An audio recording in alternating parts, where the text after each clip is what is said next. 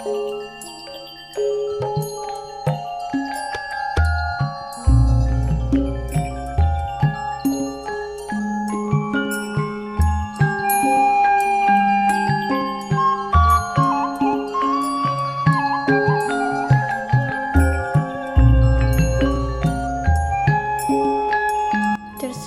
kisah di sebuah negeri di tanah Jawa, Jenggala yang bernama Cempaka Jajar.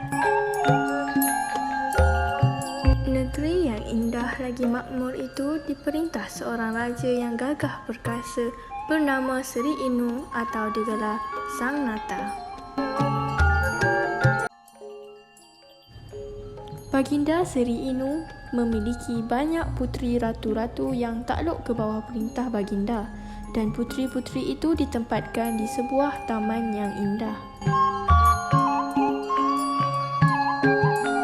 Antara banyaknya puteri itu, terdapat seorang puteri cantik rupawan yang bernama Raden Puspa Kencana atau gelarannya Ken Tambuhan. Baginda amat sayang kepada Ken Tambuhan kerana kecantikan yang dimilikinya. Ken Tambuhan bermimpi akan bulan jatuhkan pangkuannya dan tubuhnya terang disinar cahaya bulan, namun pinggangnya dibelit dengan seekor naga. Baginda Sang Nata mempunyai seorang putera yang bernama Raden Inu Kertapati. Pada suatu malam, ia bermimpi bulan jatuh ke pangkuannya dan datang seekor raksasa lalu melarikan bulan itu. Menurut pendapat ayahanda dan bondanya, memang patut anaknya sudah beristeri. Oleh itu, Patih telah menasihat Permaisuri agar meminang Puteri Ratu Banjar yang cantik dan juga setaraf dengan keluarganya. Namun, Raden Inu tidak mencintainya. Pada suatu hari, Raden Inu pergi berburu dalam taman yang dipagari kota batu istana Ken Tambuhan itu. Wirawani melihat burung serindit itu di sisi Ken Tambuhan dan terlihatlah Raden Inu menteri terhadap kecantikan Ken Tambuhan. Lalu terpikatlah baginda. Setelah beberapa hari, anandanya Raden Menteri tidak pulang ke istana dan disedari oleh Permaisuri. Baginda mendapat khabar berita bahawa Raden Menteri sudah pun berkahwin dengan Ken Tambuhan. Bonda tahu ananda sudah berkahwin dengan Ken Tambuhan. Bonda tidak suka engkau beristerikan Ken Tambuhan itu, iaitu anak celaka dan anak carahan. Mengapa ananda mengambilnya buat isteri? Permaisuri bertitah agar Raden Menteri pergi berburu di hutan.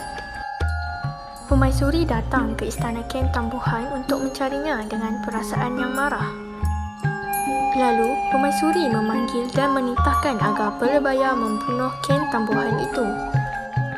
Beta mahu Tuan Hamba membawa Ken Tambuhan ke hutan dan membunuhnya.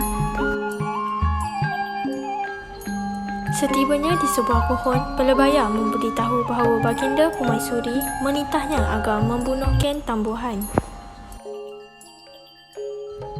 Ken Tambuhan pun dibunuh bersama dua orang pengasuhnya dan diletakkan mayatnya di atas rakit yang ditaburkan bunga cempaka dan bunga angsana sesuai pesanan Ken Tambuhan.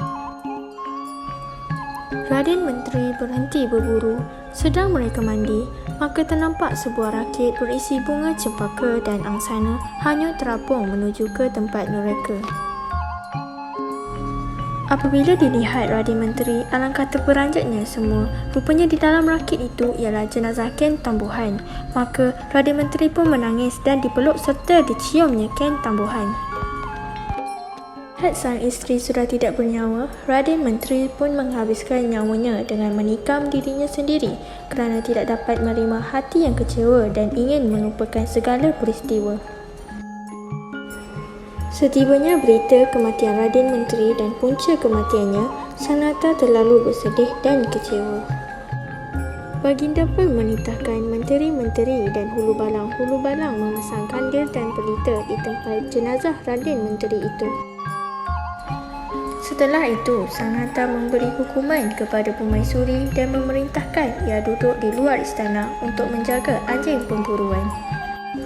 Kemudian dititahkan pula bunuh pelabaya serta dibakar rumahnya sekali. Baginda memohon kepada Dewata Mulia Raja semoga anaknya dihidupkan kembali. Akhirnya, hiduplah kembali pasangan suami isteri itu dan ditebalkan sebagai Ratu dan Suri Kuripan menggantikan orang tuanya.